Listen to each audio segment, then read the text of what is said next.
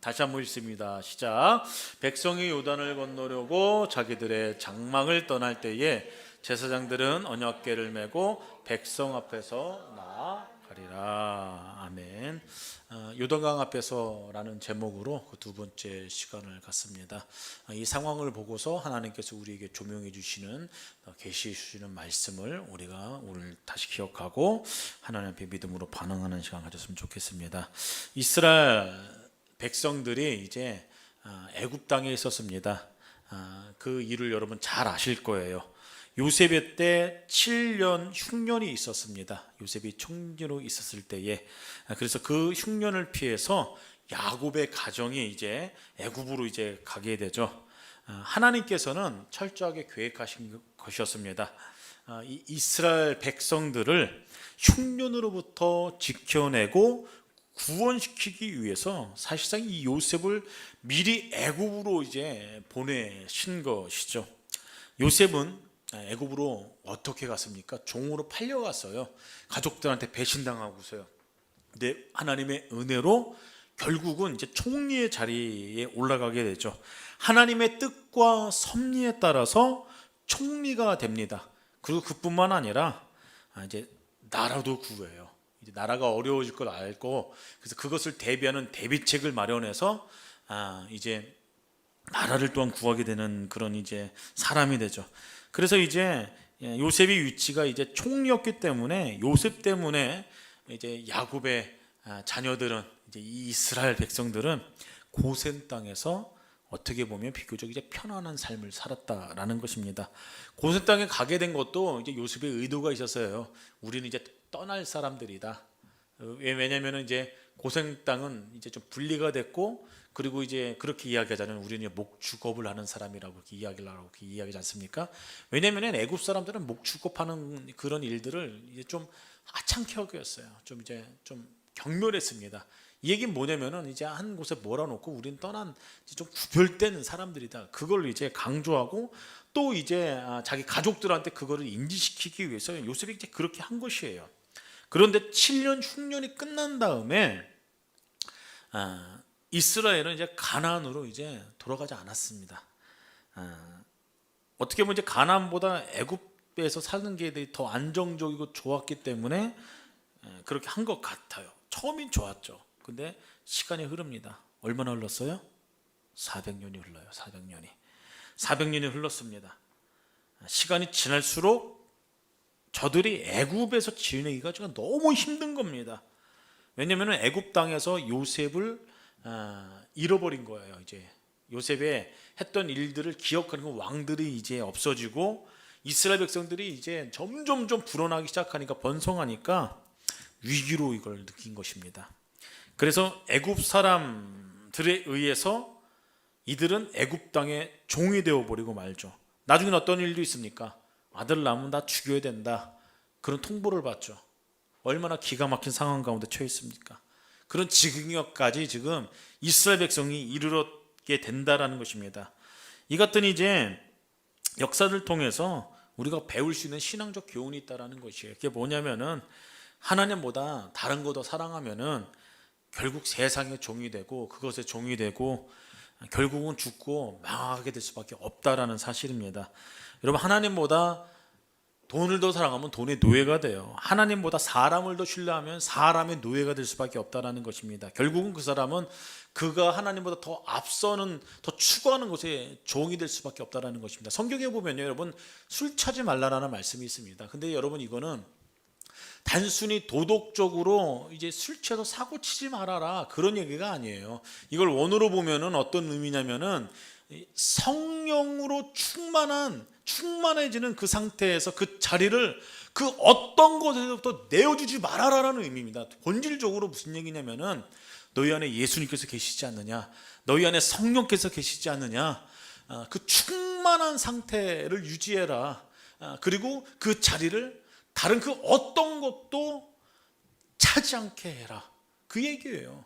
그런데 우리 안에 예수로 가득해야 되고, 우리 안에 주의 성령으로 충만해야 되는데, 우리가 자꾸 다른 것으로 내어주는 겁니다. 그 자리를 자꾸 다른 것으로 내어주고 그것을 더 신뢰하고 의지하게 되면요, 하나님께서 어려우시다라는 거예요. 그게 너의 있을 자리가 아닌데 안타까워하신다라는 것입니다. 사실 그게 실체하지 말라는 본질적인 의미예요. 성경에서 말하는 우리들에게 말씀하고 있는 그런 내용이고, 오늘 이제 이 역사를 통해서 우리가 배울 수 있는 교훈도 그것이라는 것입니다. 하나님보다 더 사랑하는 것이 있다면은 그것의 종이 되어 버리고 만다라는 것이에요. 이스라엘 백성들이 죽고 망하게 됐습니다. 그때 했던 일이 있어요. 뭐예요? 하나님 찾습니다. 신음해요. 신음 찾아요. 그런데 이미 400년이 흘렀기 때문에 구전으로 들은 하나님을 찾는 겁니다. 애굽의 수많은 신과 하나님과의 믹스가 돼갖고 말씀에서 드러나는 그 하나님, 살아계신 하나님에 대한 이미지가 흐릿흐릿한 상태에서 그 하나님을 부른 거예요. 그럼에도 불구하고 하나님께서는 이스라엘 백성들을 구원하고 결정하십니다. 여러분, 창세기 50장과 출애굽 1장 그 사이의 공백기가 400년입니다. 뭔 얘기냐면요, 여러분, 이스라엘 백성들이 하나님 잊고 산 세월이 400년이라는 거예요. 그 공백기간, 이스라엘이 가나안 땅에 있어야 되는데 하나님보다 애굽을 더 사랑한 그 세월이 여러분 400년이라는 겁니다. 하나님 버리고 간 세월. 그리고 400년 만에 하나님을 다시 찾습니다. 그리고 그 소리를 들으시고 하나님께서 이스라엘 백성들을 구원하세요. 응답하십니다. 누구를 보내요? 모세를 보냅니다. 그리고 출애굽을 감행하죠. 가나안 땅으로 다시 가게 만듭니다. 출애굽 후에 기가 막힌 일이 있어요. 왜냐하면 홍해가 가로막습니다. 뒤에는 애굽의 강력한 군대가 쫓아오죠. 앞에는 홍해, 뒤에는 병사들, 마병들. 근데 하나님께서 어떻게 합니까? 아무도 생각하지 못했던 그 방법으로 홍해를 단번에 가르십니다. 단번에 가르세요. 수십 미터 되는 그 높이가 물줄기가 위로 한번 올라가고 땅이 메마른 그 강을 좀 상상해 보시길 바랍니다. 대단하지 않습니까? 하나님께서는 그렇게 홍해를 지나가게 하세요. 여러분, 이스라엘 백성들은 하나님께서 갈라놓은 그 홍해를 눈으로 직접 경험했습니다. 어떻게 보면 하나님께서 이스라엘 백성들에게 시청각 교육을 시킨 거예요. 눈으로 직접 보여준 겁니다. 눈으로 직접. 하나님이 얼마나 위대하신지, 하나님께서 얼마나 전능하신 분이신지, 하나님께서 이스라엘을 얼마나 사랑하는지 몸소 보여주신 사건이 홍해를 가는 사건이었어요. 하나님께서 이를 통해서 이스라엘 백성들이 더 하나님을 신뢰하고 믿음을 갖기를 원하셨겠죠. 그리고 그 믿음을 가지고 가나안 땅에 입성하기를 원하셨을 겁니다.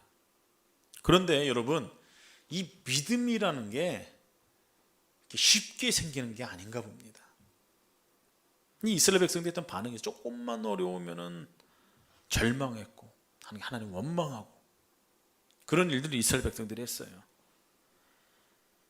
하나님은 이스라엘 백성들이 하나님에 대한 그 신뢰가 절대적인 믿음이 생기기 전까지는 가나안 땅을 밟지 못하게 하셨습니다.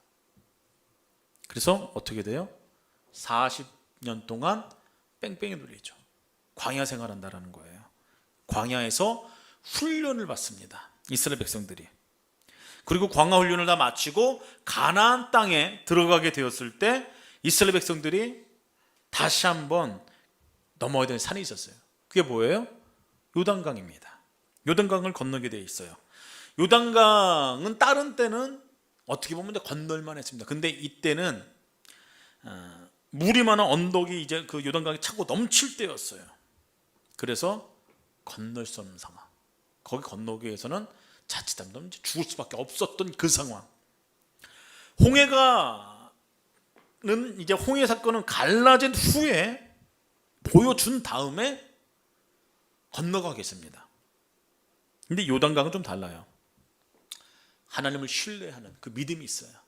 하나님 말씀을 믿고 들어간 후에야 요단강을 갈라지게 하셨다라는 것입니다. 제사장들이 법궤를 메고 요단강을 디딥니다. 그리고 한 걸음 한 걸음 나갈 때마다 요단강이 끊어지기 시작했어요. 그 강줄기가, 물이. 그리고 저들은 그 언약궤를 바라보면서 요단강을 건너가기 시작했다라는 것입니다. 여러분들의 신앙적인 어떤 이제 그런 모습들을 잘 한번 생각해 보십시오. 보통 30년 이상 신앙생활을 해오지 않으셨습니까? 30년 이상 다 이렇게 해오셨을 거예요. 그리고 여러분 주변에 봐도 보편적으로 초신자 때 기적이 많이 나타나요. 이 홍해 같은 이 기적과 같은 사건이 참 많이 경험되어집니다. 이게 무슨 얘기냐면요, 하나님께서는 우리들에게 성숙한 믿음을 처음부터 요구하지 않는다라는 거예요. 처음에는 기적이 많이 나타납니다. 조금만 기도해도 희한한 거는 응답도 빠르고 기적도 많이 나타나요. 그런데 예수 믿은 지 오래된 사람들한테는 홍해의 기적이 그렇게 잘 나타나지 않는 경우가 많아요. 보편적으로요. 무슨 얘기예요? 믿음이 없어서 그래요? 저는 그렇게 보지 않습니다. 기도도 응답이 안 돼요. 기적도 안 일어나요. 옛날엔 그렇게 응답도 잘 되고 그랬는데 믿음이 없어서 그래요? 하나님을 신뢰하지 못해서 그래? 그럴 수도 있겠죠. 하지만 근데 제가 오늘 드리고 싶은 말씀은, 믿은지 신앙 좋은 교인들에게는 하나님께서 요구하는 게 다른 곳에 있다는 것입니다. 이게 뭐냐면은 요단강의 기적을 하나님께서 말씀하세요. 요단의 기적. 그게 뭡니까? 언덕에 물이 넘치는, 그 강에 물이 넘치는 그것을 믿음으로 들어가라. 하나님께서는 연륜이 있는 신앙인들에게는 그것을 요구한다는 것이에요. 여러분, 구원은 믿음으로 얻어집니다. 행함으로 얻어지는 것이 아니에요. 그 사실을 모르는 사람은 없습니다. 그런데 이제 행함으로 구원을 얻는 것보다 믿음으로 구원을 얻는다는 이론 자체가 어떻게 보면은 더 쉽게 생각하는 경향이 있다는 것입니다. 믿음보다 행함이 더 힘들고 어렵 것이 아닌가, 여러분 그렇게 생각하는 사람들도 있습니다. 근데 그렇지 않다라는 것입니다. 믿음으로 삶을 살아내는 것도 만만치 않아요. 하지만 믿음 또한 여러분 만만치 않다라는 사실을 잘 아셔야 된다는 겁니다. 실상은 여러분, 믿음이 있어야 우리 행동도 있게 되는 것이에요. 믿음이 없으면 행동도 없습니다, 여러분. 하나님을 믿는다라는 것은 여러분, 이건 굉장한 어려운 일이라는 것이에요. 출애굽한 사람은 많았어요. 그렇죠? 근데 가나안으로 들어간 사람은 적었습니다. 사실 1세대는 다 죽었어요. 누구 빼고요? 여호수아 갈렙 빼고요. 모세조차 못 들어갔어요. 광야에서 다 죽었습니다. 여러분, 애굽에서는 성공적으로 탈출했어요. 그게 성공했습니다. 근데 정작 목적지는 애굽을 탈출하는 게 아니었어요. 가나안으로 가는 거였어요.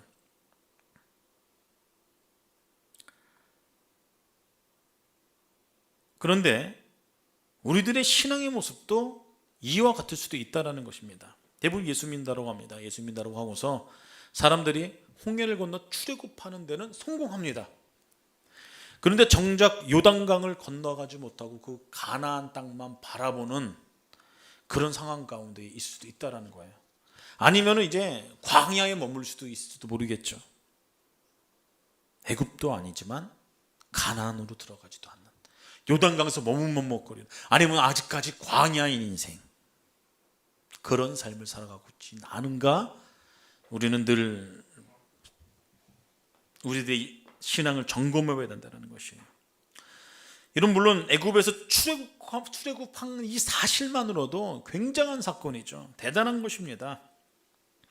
어떻게 보면 이스라엘 백성들은 현실적으로 노예의 생활, 그리고 아들을 낳으면 자기 아들을 죽여야 된다는 그 비참한, 그 심각한 상황에서는 벗어났습니다. 얼마나 힘들었으면 하나님께 부르짖고 또 부르짖겠어요. 근데 그 비참한 상황에서 벗어났어요. 광야 생활도 만만치 않죠. 고생하지만은 애굽보다는 좋았어요. 때로는 하나님 원망할 때는 차라리 애굽이 더 낫다라고 이야기할 때도 있었죠. 근데 여러분, 여기서 중요한 건 뭐냐면은, 하나님을 믿는 목적은 애굽에서 탈출하는 게 아니라는 것이에요. 가나안에 입성하는 게 목적입니다. 대부분의 성도들이 애굽에서 탈출한 거기서 만족합니다. 거기서 끝납니다. 갈라지는 홍해를 경험했어요. 홍해를 건넜어요. 그런데 물이 차고 넘치는 그 요단강을 발을 믿음으로 건너는 그 자리에서 머뭇머뭇거린다는 거예요. 성경을 보면 이스라엘 백성들이 요단을 건너려고 했을 때는 물이 언덕까지 넘쳤다라고 그렇게 기록되어 있어요. 이 같은 상황에서는 하나님의 말씀을 믿고 강에 들어간다는 것, 대단한 믿음이죠. 왜냐하면 들어가면 그냥 죽음이에요. 근데 보십시오.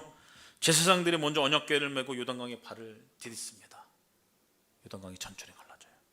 물이 끊어졌습니다. 즉시 물이 끊어져요. 요단강을 건널 때 무릎까지 탄 다음에 그 물이 끊어진 것이 아니었어요. 허리까지 들어간 다음에 물이 끊어진 것이 아니었어요. 어깨까지 아니면 이제 우리의 키를 넘어서 들어갔을 때 끊어진 것이 아니었어요. 발로 밟는 즉시 물이 끊어졌다는 사실입니다.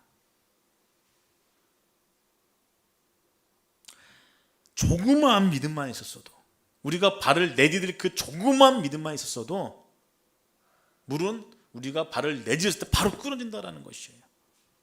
무릎도 아니고 허리도 아니고 목도 아닙니다. 많이 들어온 것도 아니에요. 발을 내딛는 즉시.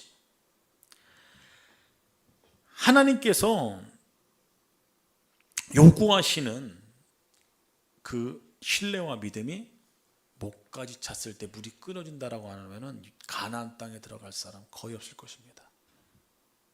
하나님께서 우리에게 요구하는 그 수준이 그런 것이라면은 가나안에 들어갈 사람은 없었을 거라는 거예요. 하나님께서 우리에게 요구하는 건 뭐냐면 단지 발을 내디뎌라. 그거 아닙니까? 그러면은 물은 끊어지고 가나안 땅에 들어갈 수 있다는 것이에요. 그런데도 우리는 끊임없이 요구하는 게 있어요. 홍해의 기적을 요구합니다. 홍해의 기적을 요구해요. 갈라지는 것 보면 들어가겠다는 거 아니겠습니까? 하나님 홍해의 기적을 보여주십시오. 내가 갈라지는 것 보고 하나님 제가 움직이겠습니다. 그거 아니에요? 여러분, 예수님 믿은 지, 예수님 만난 지 몇 년 지나셨습니까? 한번 헤아려 보세요. 생각해 보세요. 그리고 한번 평가해 보십시오. 여러분의 믿음의 자리는 어디에 있습니까? 아직 애굽이십니까? 홍해이십니까? 광야이십니까? 아니면 아직까지 요단강에서 머뭇거리십니까? 아니면 가나안이십니까? 제가 말씀드리는 것은 여러분 이미 연륜이 있기 때문에 홍해의 기적은 거의 안 일어납니다. 여러분. 거의 안 일어나요. 홍해는 사실상 출애굽용이에요. 여러분. 출애굽용이에요. 가나안용이 아니라는 것입니다. 가나안에 들어가면은 홍해를 건너는 것이 아니라 요단을 건너야 돼요. 요단을. 홍해를 건넌 지 40년이 되었는데도 아직도 요단에 갈라진 후에 들어가려고 머뭇머뭇거린다면 여러분 이거는 뭔가 문제가 있는 것이에요. 뭔가 문제가. 믿음으로 우리의 환경을 봐야 됩니다. 믿음으로 우리의 상황을 볼 수 있어야 돼요. 여러분, 그런데 믿음이 아닌 우리의 방법과 지혜와 우리의 판단으로 우리 모든 것을 다 해석합니다.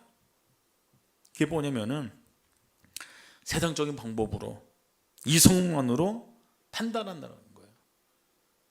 그런 분들은 사실상 요단강에서 아직 지금 재고 있는 거예요. 하나님 홍해 기적 보여주십시오.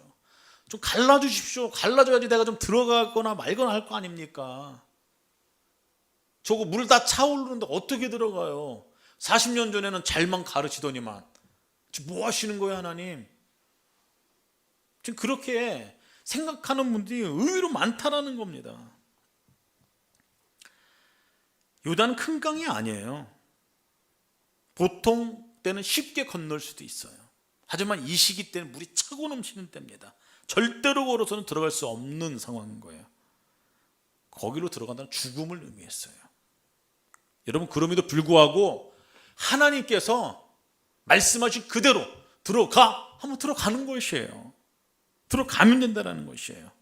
남들은 그렇게 얘기합니다. 들어가면 죽어. 지금 들어가면 안 되는 때야. 다른 사람은 다 그렇게 얘기합니다. 하지만은 믿음으로 발을 내디디면 반드시 가나안 땅에 들어간다는 것이에요. 그리고 하나님께 약속하신 축복의 인생을 하나님께서 부어주시는 은혜를 우리가 누리면서 살아갈 수 있다는 것입니다. 저는 여러분들이 신앙의 연륜이 있는 분이라 저는 압니다. 앞으로도 믿음으로 생각하고 믿음으로 행동하는 그런 귀한 삶의 여정을 걸어갈 수 있기를 주님의 이름으로 소망합니다.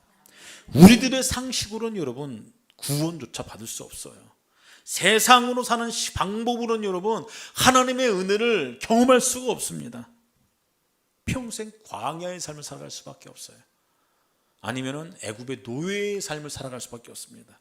고달픈 인생이죠. 고달픈 삶이죠. 제사장들이 법궤를 메고 요단강을 들어갔어요. 백성들은 그 뒤를 따랐습니다. 법궤가 뭐라고 했어요? 하나님 임재의 상징. 하나님 임재의 상징입니다. 하나님을 바라보는 겁니다.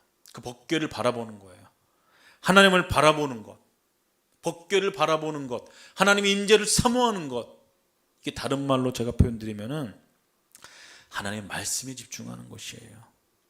하나님의 말씀에 집중해 하나님의 말씀을 비춰봐 세상을 보고 내 인생을 바라보고 성경으로 돌아와 교회를 바라보고 우리 가정을 바라보고 나아갈 길을 결정해야 되고 하나님의 말씀이 물로 들어가면 되는 거고 산으로 올라가라면 산으로 가면 되는 거고 좁은 문으로 들어가라면 그 문으로 들어가면 되는 거고 좁은 길로 가라면 그 길로 가면 되는 겁니다. 왜 물로 들어가요?